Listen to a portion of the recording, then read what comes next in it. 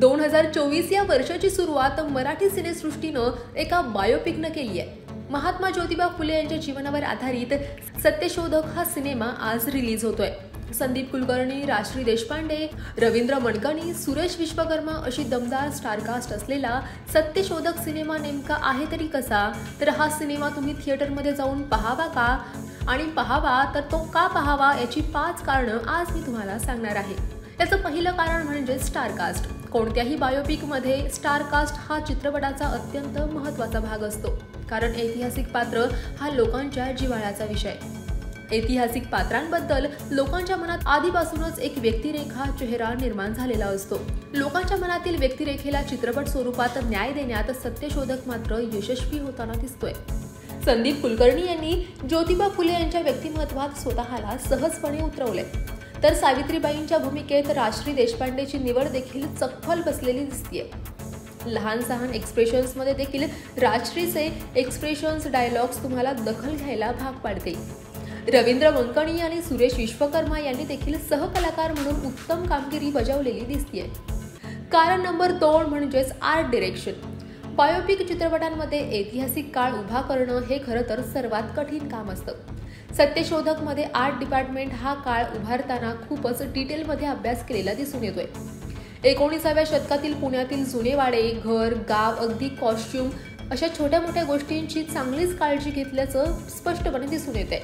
हा चित्रपट तुम्हाला त्या काळात घेऊन जाण्यात नक्कीच यशस्वी होतोय.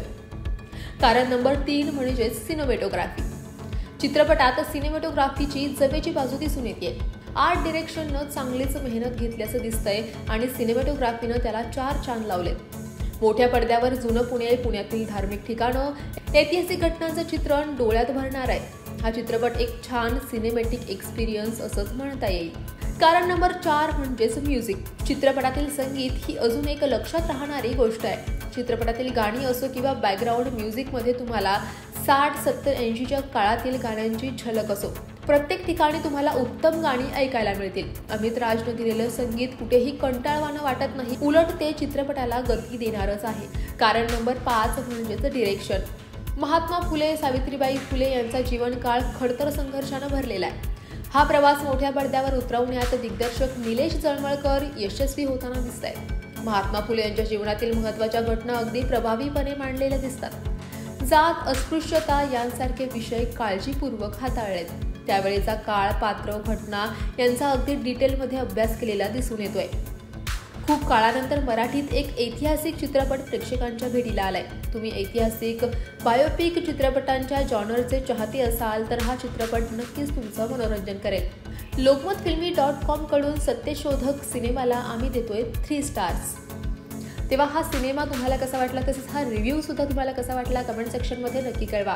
आणि मराठी कला विश्वातील अशाच नवनवीन घडामोडी आणि गॉसिप जाणून घेण्यासाठी लोकमत फिल्मीला लाईक करा, शेअर करा आणि सबस्क्राईब करायला विसरू नका. पाहत रहा लोकमत फिल्मी.